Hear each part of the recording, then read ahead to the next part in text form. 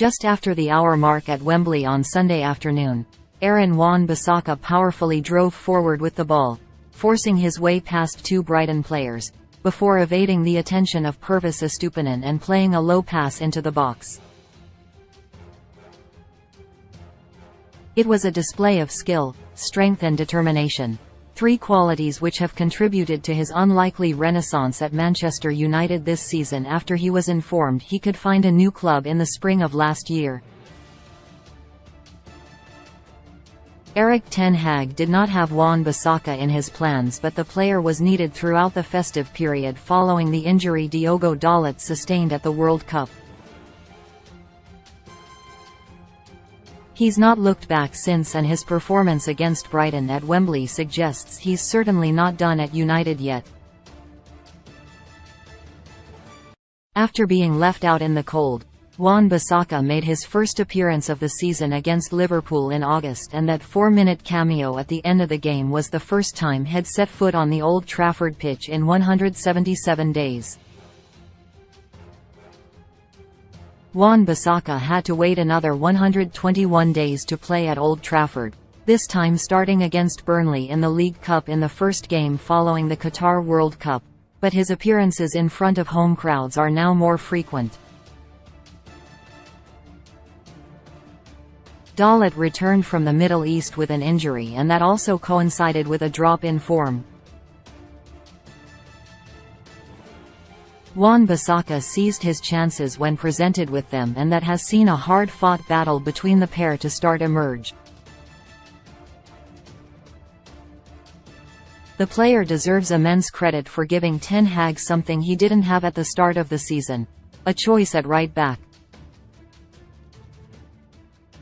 Wan-Bissaka has laudably fought back into contention, and he's shown steely resilience along the way. It's certainly no secret Wan-Bissaka is not a talker, but ahead of the semi-final against Brighton at the weekend, he told The Telegraph it was always his intention to remain at the club, where he is happy. He also discussed his desire to give his all for the team and the manager. It can't be understated how pivotal Ten Hag has been in the transformation of Wan-Bissaka's fortunes, and without him, perhaps his display against Brighton wouldn't have been possible. After regressing against Sevilla on Thursday, albeit he was not the only player guilty of that, Wan-Bissaka was superb against Brighton, and his performance was worthy of particular praise because he dealt with Kaoru Mitoma with minimal fuss.